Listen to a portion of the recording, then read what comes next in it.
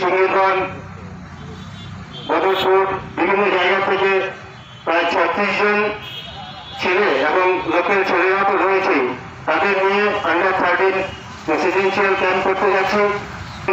সমস্ত এক্সপেন্ডিচারের কিছুটা হলে জেলা পরিষদ আগে দেখে এসছেন যে স্পন্সর হিসাবে আমাদের সাহায্য করতে। তাছাড়া আমাদের আগামীতে এই কোচে জানাই 15 দিনের পর আন্ডার 16 এবং আন্ডার 19 লোকাল ছেলেদের নিয়ে ক্যাম্প হবে 5-7 দিনের। পরবর্তীকালে আমরা খুব সুন্দর 17 তারিখ আন্ডার 10 বেবি লিগ, যে বাচ্চাদের একদম খুবই খেলোয়াড়দের আপনারা দেখলে খুব ভালো লাগবে, সকালে ট্রেনিং করছে, ওদেরকে নিয়ে একটা প্রথমবারের মতো বরাকবেরিতে বলতে শিবচরের ফার্স্ট টাইম ওরা একটা বেবি লিগ বদরপুরে হয়ে গেছে।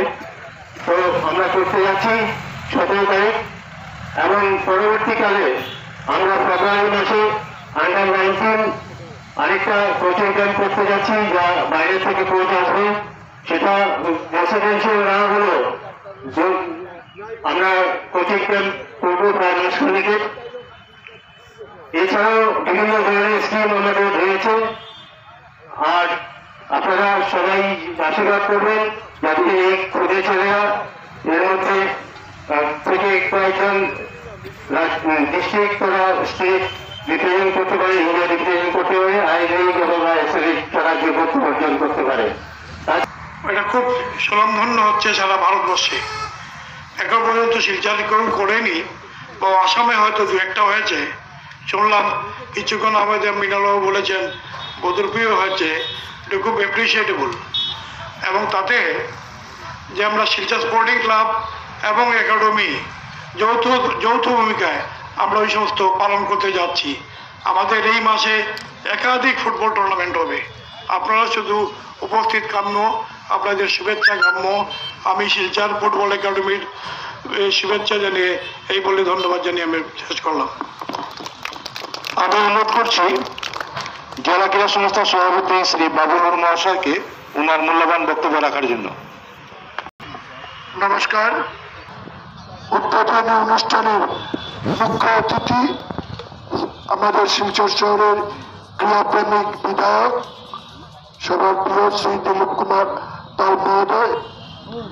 আজকে এই আন্ডার 13 রেসিডেন্সিয়াল ফুটবল কোচিং ক্যাম্পের যাদের সহায়তায় হচ্ছে সেই কাছাড় জেলা পরিষদের প্রেসিডেন্ট শ্রী অমিতাভ রায় এবং প্রজেক্ট ডিরেক্টর শ্রী রসরাজ দাস এবং এখানে উপস্থিত অতীতের একজন ফুটবল খেলোয়াড় সবার পরিচিত মাতাসে ভাই, এবং এই আন্ডার 13 কোচিং দেওয়ার জন্য যে বিশেষ কোচ মণিপুর দিয়ে এসছেন আমাদের সবার রেসপেক্টেড শঙ্কর সিং, আমার বন্ধুবর মানিক পাল চৌধুরী এবং একাডেমি সম্পাদক শ্রী শ্যামল দাস সহ এখানে উপস্থিত অনেক অতীতের ফুটবল খেলোয়াড়রা, বিভিন্ন ক্লাবের সদস্যরা, আমার জেলা ক্রীড়া সংস্থার সহযোগী সহকর্মী ভাইরা, আমার এই কোচিংয়ের যোগদানকারী আন্ডার 13 খেলোয়াড় ভাইরা এবং প্রিয় সাংবাদিক বন্ধু। আমরা জানি যে বর্তমান ফুটবলের যতই নাম থাকুক না কেন, আমাদের শিলচর শহরে ফুটবল থেকে ক্রিকেট খেলায় একটু আগ্রহ বেশি।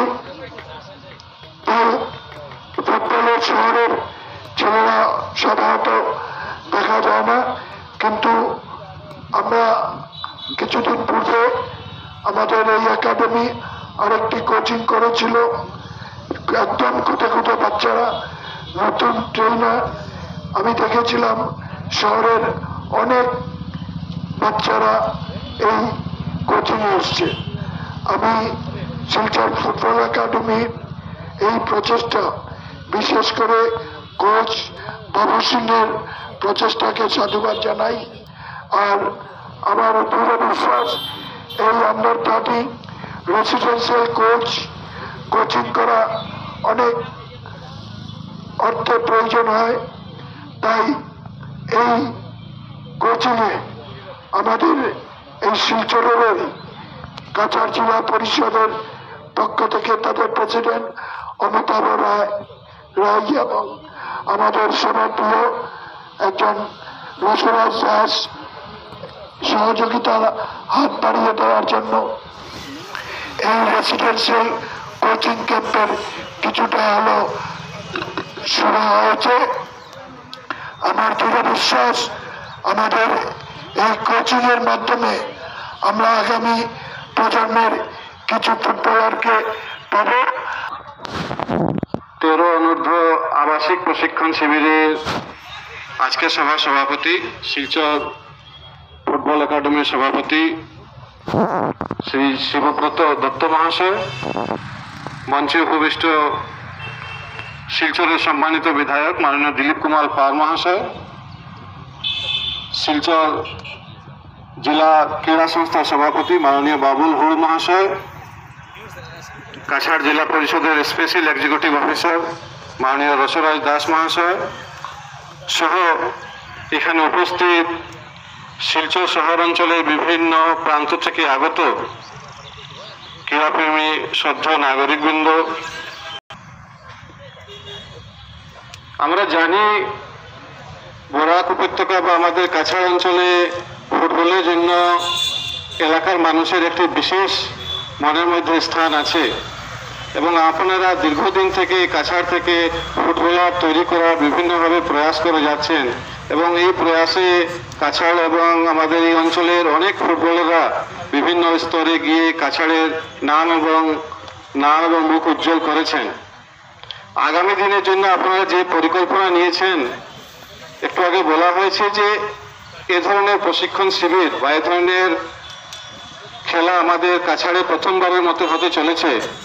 সত্যি এ ধরনের যদি প্ল্যাটফর্ম এই ছোট খেলোয়াড়রা পায়, তাহলে এই বয়স থেকে যদি ওনারা খেলার যদি এই একটি ভালো প্ল্যাটফর্ম এইভাবে গাইডেন্স এবং কোচিং পেয়ে যায়, নিশ্চিত রূপে ওরা ভবিষ্যতে একজন ভালো খেলোয়াড় রূপে তৈরি হতে পারবে। এবং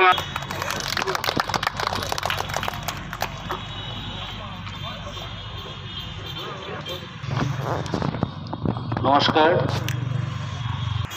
বা সঙ্গীত চর্চায় বলুন, ট্রেনিং এর প্রয়োজন, ব্যবসা করতে গেলে ট্রেনিং প্রয়োজন। তো কোচিং বা ট্রেনিং বা প্রশিক্ষণ যাই বলি আমরা, আমাদের এখানে একটু সমস্যা আছে, ইনফ্রাস্ট্রাকচার আমরা সেরকম গড়ে তুলতে পারিনি এখনো। চেষ্টা আপনারা করে যাচ্ছেন সীমিত ক্ষমতার মাধ্যমে, আপনারা স্পন্সর জোগাড় করে বা নিজেরাও, আমরা জানি ক্লাবের সঙ্গে যারা জড়িয়ে আছেন কর্মকর্তারা, আপনারা নিজেদের ঘর থেকেও অর্থ দিতে হয়, চালাতে হয়, ক্লাব চালাতে হয়, উপায় নেই। সেরকম প্রতিভা আমাদের এখান থেকে বেরোচ্ছে না, শহর থেকে অভিভাবকরা ছাড়ছেন না। তো গ্রামের ছেলেরা যারা আছে বা শহরতলির ছেলেরা, তারাই আমাদের ভরসা। এবং ভরসা বলতে কি, আমার দৃঢ় বিশ্বাস, আমরা যদি ফুটবলের ইতিহাস আমরা দেখি সমস্ত বিশ্বে, ভারতবর্ষ না সমস্ত বিশ্বে, দেখবো যে সেই সাধারণ পরিবার বা গ্রামের ছেলেরাই বা মেয়েরা তারা উঠে আসছে।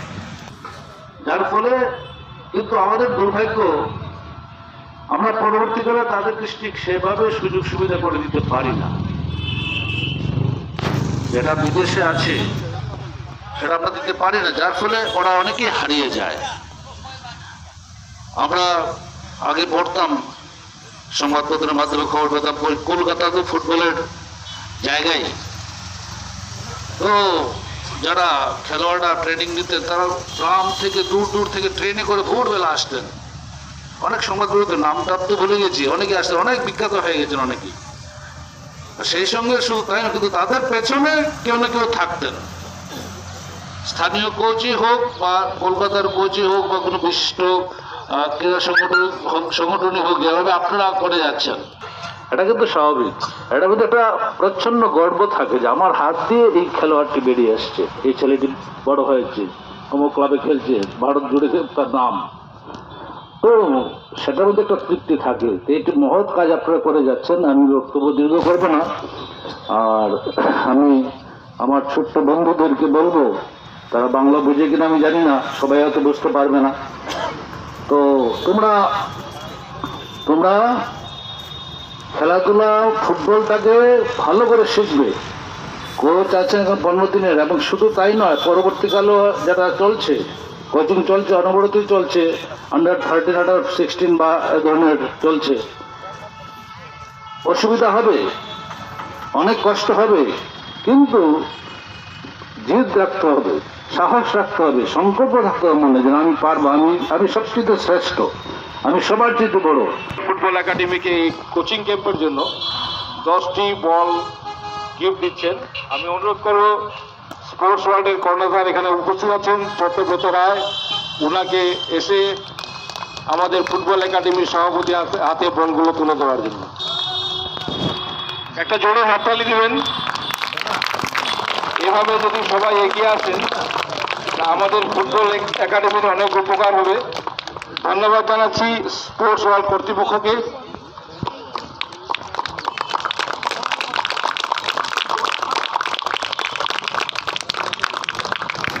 রোটারি ক্লাব গ্রেটার শিলচরের এখানে উপস্থিত আছেন আমাদের ফুটবল একাডেমির সদস্য উনি শ্রী পিপি নাথ মহাশয়, ওনাকে অনুরোধ করছি এটি সভাপতি হাতে তুলে দেওয়ার জন্য। একটা খুলিয়া দেখাই দাও। অরিজিৎ বিশ্বাস মহাশয়কে অনুরোধ করছি এখানে আসার জন্য।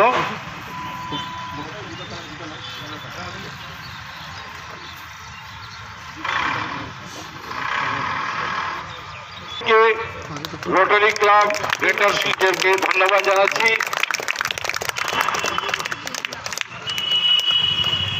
শ্রী শিবব্রত দত্ত মহাশয়। আমি মঞ্চে উপবিষ্ট যারা আছেন প্রত্যেককে নাম ধরে সম্বোধন করে সময় নষ্ট করতে চাই না, তাই সরাসরি আমার বক্তব্যে চলে যাচ্ছি।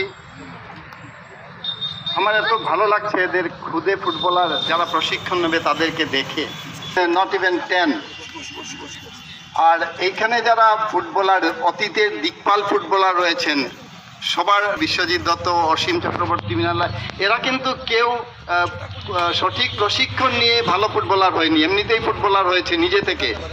জহরগুপ্ত রয়েছেন।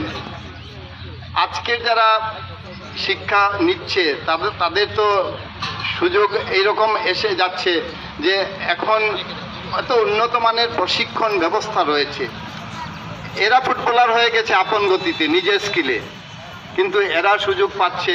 কাজেই আমার মনে হয় যারা প্রশিক্ষার্থী রয়েছে তারা সঠিক শিক্ষা নিতে পারলে, ভালো কোচ রয়েছে Shankar Singh from Imphal, big hand for Shankar Singh. Shankar Singh is come all the from Imphal. আমাদের এই খুদে ফুটবলারদেরকে প্রশিক্ষণ দেওয়ার জন্য আমরা really grateful to Shankar Singh. আমার মনে হয় এই যে আজকের ফুটবল প্রশিক্ষণ দেওয়া হবে, 15 দিনের রেসিডেন্সিয়াল ক্যাম্প, অনেক বক্তারাই এখানে বলে গেছেন আমরা অনেক পিছনে আছি। আমাদের ক্রিকেট মানচিত্রে আমরা দেখতে পাই আমরা অনেক উপরে, তাই শহরে এবং গ্রামাঞ্চলেও আজকাল ক্রিকেটের চলটা এত বেশি। সবাই ভাবে আমি তেন্ডুলকার হবো, আমি কপিল দেব হবো, আমি বিরাট কোহলির মতো ইন্ডিয়া টিমে চান্স পাবো। সেই চিন্তাধারা নিয়েই আমরা এগিয়ে যাই। কেউ ফুটবলারকে একজন দেখাতে পারছে না যে আমি সুনীল ছেত্রী হব, আমি বেঙ্গালুরু এফসিতে খেলবো না মোহনবাগান ইস্ট বেঙ্গলে খেলবো, এই চিন্তাধারা করছে না, কারণ আমরা সেই লেভেলে নেই।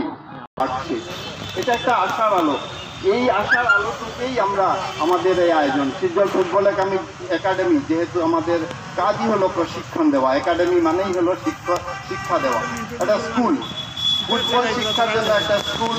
এই স্কুলে আমরা খুদে শিক্ষার্থীদের নিয়ে এসেছি। আমরা 7-8 মাস লকডাউনের জন্য আমরা আটকে গেছিলাম, আমাদের অনেক পরিকল্পনা গত বছরে হয়ে উঠতে পারেনি, এবারে আমরা এইগুলোকে সাকার করতে চেষ্টা করছি।